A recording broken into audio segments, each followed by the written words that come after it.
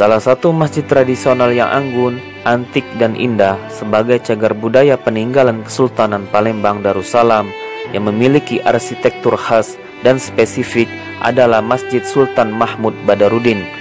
Masjid ini merupakan masjid yang ketiga dibangun pada masa Kesultanan Palembang. Masjid yang pertama terletak di Keraton Kuto Gawang Palembang Lamo 1 Ilir atau sekarang Komplek Puseri yang dibangun oleh Ki Gede Ingsoro pada abad ke-16 Masehi. Masjid dan keraton ini kemudian terbakar akibat pertempuran melawan VOC dalam tahun 1659 Masehi. Selanjutnya, Keraton Palembang berpindah agak ke hulu, yakni di kawasan Beringin Janggut atau tepatnya 16 Ilir hingga 17 Ilir. Di sini didirikanlah keraton dan masjid kedua dalam tahun 1663 oleh Sultan Susuhunan Abdurrahman Candi Walang yang memerintah periode 1659 hingga 1706 Masehi. Karena perkembangan zaman dan mengingat semakin pesatnya kemajuan Islam masa itu, maka masjid ini tidak dapat lagi memenuhi syarat untuk menampung kehadiran kaum muslimin yang semakin melimpah.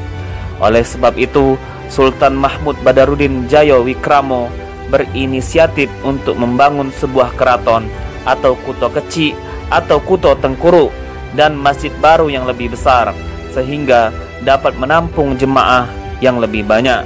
Sedang masjid sebelumnya yang didirikan Sultan Abdurrahman dikenal dengan sebutan Masjid Lama dan kini hanya tinggal namanya saja. Gagasan mendirikan masjid baru yang lebih agung diprakarsai oleh Sultan Mahmud Badarudin Djaya Wikramo atau Sultan Mahmud Badarudin yang pertama yang memerintah pada tahun 1724 hingga 1757 Masehi adalah raja yang alim dan soleh dengan segudang konsep-konsep pemikirannya yang modern.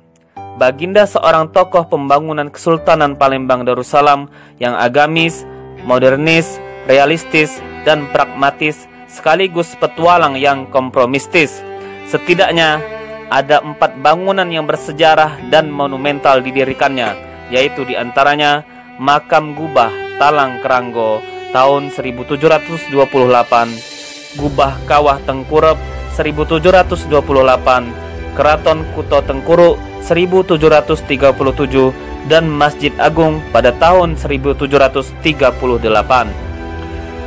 Pembangunan masjid yang biasanya disebut oleh masyarakat dengan Masjid Agung ini, peletakan batu pertamanya dimulai pada hari Senin tanggal 1 Jumadil Akhir 1151 Hijriah atau 1738 Masehi dan baru diresmikan pada hari Senin tanggal 28 Jumadil Awal 1161 Hijriah atau 26 Mei 1748 Masehi.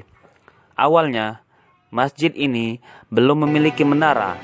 Menara masjid baru dibuat 10 tahun kemudian, yakni pada masa Sultan Ahmad Najamuddin Adikusumo dalam tahun 1758 Masehi. Masjid ini juga dilengkapi dengan beberapa kambang atau kolam untuk keperluan mengambil wudhu. Letak dan ukuran bangunan Masjid Sultan ini berbentuk segi 4, berukuran pada awalnya 30 kali 36 meter di atas lahan seluas 2,5 hektar. Terletak di jantung kota Palembang, di belakang keraton, dahulu secara fisik dibatasi oleh sebelah timur atau ilir adalah Sungai Tengkuruk, sebelah utara atau darat Sungai Kapuran, sebelah barat atau ulu Sungai Sekanak, sebelah selatan atau laut Sungai Musi atau Keraton. Sebagaimana masjid-masjid kuno lainnya di Indonesia, arsitektur Masjid Sultan Mahmud Badarudin Palembang ini mempunyai ciri khas budaya lokal Melayu Palembang. Corak ini sengaja dirancang oleh Sultan sendiri sebagai arsiteknya.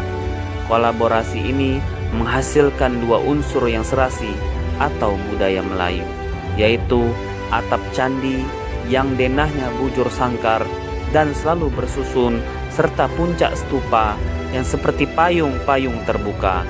Atap tumpang yang terbawah berbentuk seperti kerucut yang bagian atasnya terpenggal, dan di bagian atasnya itu terletak atap tumpang lainnya yang ukurannya lebih kecil. Barulah pada bagian teratas terdapat atap yang berbentuk limas dengan mustika berbentuk bunga mereka, sedang keempat sisinya melengkung menjurai atau jurai simbar dengan gaya arsitektur mirip Cina. Hal ini dikarenakan pekerja bangunan ini banyak diantaranya orang Cina. Masjid Sultan Mahmud Badarudin ini ditunjang oleh 4 buah tiang utama atau saka guru yang kokoh dan 12 tiang penopang lainnya dari jenis kayu unglen.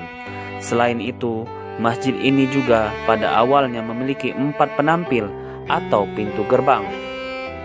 Satu sebagai mihrab atau tempat imam dengan mimbarnya, dan 3 lainnya sebagai pintu masuk.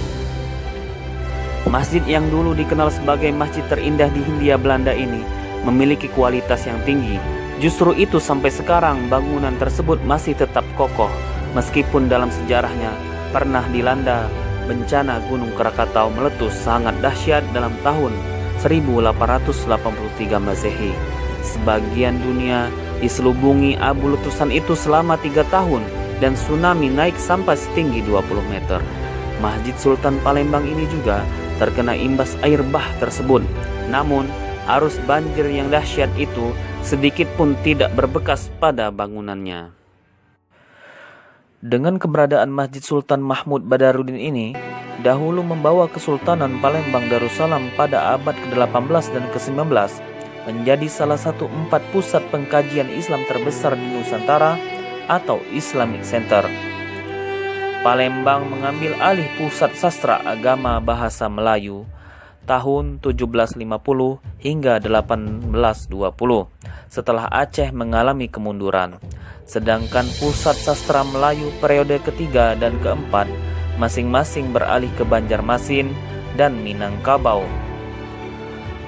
Dalam periode ini, Masjid Sultan Mahmud Badarudin banyak sekali melahirkan ulama-ulama besar sekaligus penulis seperti Syekh Abdul Somad Al-Falimbani, Kemas Ahmad bin Abdullah, Syekh Muhammad Muhyiddin bin Sihabuddin, Syekh Datuk Muhammad Akib, Syekh Datuk Muhammad Zain, Kemas Muhammad bin Ahmad, Syekh Muhammad Azhari bin Abdullah, dan lainnya. Para alim ulama ini di samping sebagai guru, penghulu, khatib, imam, juga sebagai pengarang kitab-kitab agama yang sebagian besar mereka berdomisili di sebuah komplek yang dikhususkan oleh Sultan di lingkungan masjid ini. Lokasi ini dikenal dengan sebutan Guguk Pengulon atau Kampung 19 Ilir, Jalan Guru-Guru, atau sekarang Jalan Fakih Jalaluddin.